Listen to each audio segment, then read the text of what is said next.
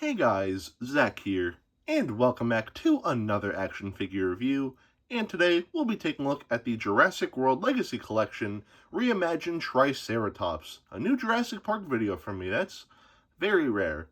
Anyway, so for Jurassic Park's 30th anniversary back in 2023, they released the JP Classics line, or Classics, something like that. They released a line which was basically like a bunch of figures that were based on like the Kenner figures from like the 90s, but legally they couldn't really say Kenner, so they just had to say like, oh, these toys are supposed to give off that 90s feel. So yeah, and it's really cool to see them like continue that all the way into 2026. We did get that Demon Carnotaurus last year. We got this set with Ray Arnold and a T-Rex that was inspired by the young T-Rex from Series 2 of the original Jurassic Park toy line. So it's cool that they're giving us a Triceratops figure based on that original Kenner figure. So yeah, I'm interested. I'm really happy that they're moving along with this line, but I digress.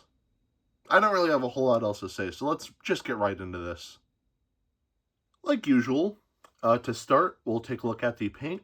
And the painting on this figure, I think, is okay. So, just to compare, as you can see here, most of this figure is just straight up green, where the original Kenner Triceratops was more of like a grayish-greenish coloration. So obviously there is going to be like a notable difference, but this doesn't really bother me at all. It's very minor. This is just something that I thought was worth pointing out, but I digress. Going to the back here, we have these dark stripes going down the body. And they just sort of stop right here. They don't really go to the end of the tail or anything like that, which, Mattel. The underside of the figure is going to be this really nice shade of green. I like this a lot. And the green is going to end here and not at the end of the tail again. Mattel. We have the scan code back, which makes me really happy.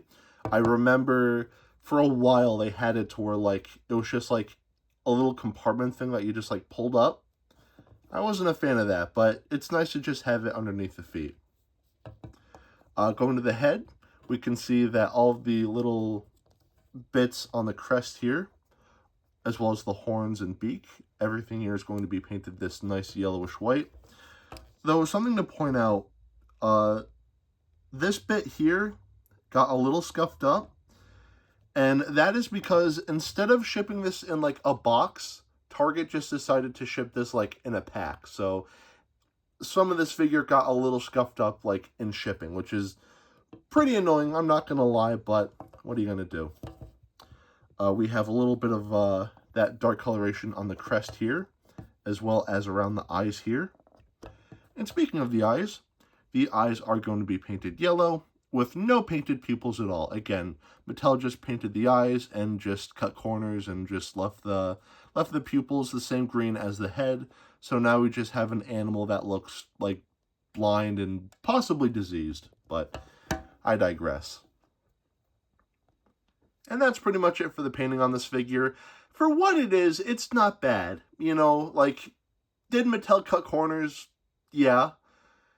They've been doing this for a while now, like since the line started, so it's not really like a surprise at this point, but still, like for what it is, I think it's okay. So the painting on this figure, I'd say gets 3/4 of a pass. Now, we'll take a look at the articulation, and the articulation on this figure, I think is pretty cool, so let's take a closer look. So this doesn't really count as articulation, but just like with all the other figures in the 93 Classics line, as well as like the original Kenner figures, this figure's body is going to be made of rubber, and I think that's really cool. The rubber here I think feels really nice, and again, like more rubber dinosaur figures in like this like Classics line, I think that's really cool. I really like how the original Kenner Jurassic Park figures, like the bigger figures obviously, they were made of like rubber to give off that like real feels like skin, and I just think that's really cool, and I'm really happy that Mattel, they're still, like, making real feel dinosaurs. I think that's great, but I digress. The head here is going to be on a ball joint, so it can look in multiple different directions. The forelimbs can move outwards that much. They can kick forward like so, and go backwards about there. Same with the hind limbs. They can move outwards a little bit and inwards. Not a lot of movement here, but there is movement. These can kick forward about that much and backwards about that much. And again, not really articulation, but this figure has electronics. So there's a hidden button underneath the skin, which, again, I really love the real feel skin here. You just push that down, and we get some sounds. So here's the first one. Here's the second one. Here's the next one. And I think there's one more.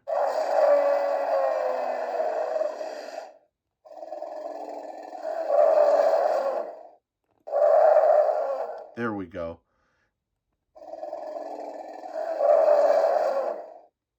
Maybe there's just 3, but either way, this figure does have sounds, which is really cool. I like that. So that's pretty much it for the articulation here. And, the articulation's cool. I like the electronics here. I think the sounds are really nice. Again, the real feel skin is awesome. And overall, the articulation here, and again, I know the rubber skin and the electronics, that's not really articulation, but still, I want to include it here. But overall, yeah, the articulation here, I think, is really nice. So the articulation, I'd say, gets a pass. Now, we'll take a look at the sculpt. And the sculpting on this figure is interesting. Because even though this is based off of the original Kenner Jurassic Park Triceratops, Mattel, they went an interesting route here. They took aspects from, like, the original Jurassic Park Triceratops. They gave this figure the original JP head and all, like, the osteoderms that the original Jurassic Park design had. And then they put all of that on the Jurassic World Triceratops' bodies, because you get the same, like, body proportions and, like, limb proportions and everything like that. Which, on the one hand, I can commend, because I feel like they're trying to take, like, both designs, because, people like me, I really love the original Jurassic Park Triceratops design, but then there are people who also really like the Jurassic World Triceratops design, and, like, combining them into one, I can see, like, okay, like, you're bringing, like, both parties together, like, I can get behind that, I do think that is really cool, but, unfortunately, it just leads to a somewhat weird-looking, like, design, because, like, with the way the body's, like, built, it just makes the head here look really small. The forelimbs here are also just way too thick as well. That just looks a little weird. And also the head, while it's a step up from other, like, Jurassic Park style Triceratopses, because, like, before, the horns just sort of, like, stuck inwards like this, but here they actually stick more outwards, which looks nice. The crest is still not entirely accurate. And, yeah. So I feel like there are still some things that they could have done differently with the sculpt. Like, in the head to make it look more like the original Jurassic Park Triceratops. But as a whole, the sculpting on this figure, I see what they were going with, but unfortunately, the execution is not really perfect. So, overall, I'm going to give the sculpting on this figure 3/4 of a pass. Now, we'll take a look at the detailing, and the detailing on this figure, I think, looks very nice. So, starting off with the head here, we can see all the scales and all, like, the wrinkles and everything like that are detailed very nicely. Everything here, like in the crest, the face, and even the horns, just a lot of really nice detailing here. Everything here is just very well defined. In the neck here, we just have a lot of, like, creases and stuff like that. There is a seam here, but I do think it's really cool. Like, it does blend in really nicely with all, like, the creases in the neck here. So, yeah, I do think that looks really nice. Going to the body. Again, there's a lot of really nice scaling here. All, like, the osteoderms are detailed really nicely, and all, like, the wrinkles and, like, creases in the skin here, again, just looks really nice. A lot of really nice musculature in the limbs here. All, like, the scaling and all, like, the wrinkles and everything are just detailed very nicely. The underside, again, just a lot of really nice, like, scaling and a lot of really nice, like, wrinkles and stuff like that, and even some, like, nice detailing underneath the feet here, as well as the Jurassic Park / World logo here. Going to the tail, again, just a lot of really nice scaling, a lot of really nice creases and everything. And yeah, that's pretty much it for the detailing on this figure.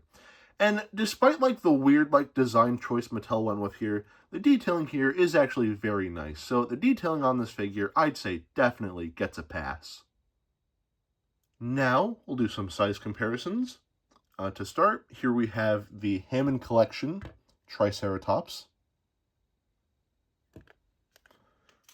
Here we have the Habitat Defender Triceratops. Of course, I have to bring it in. Here is the original Kenner Triceratops.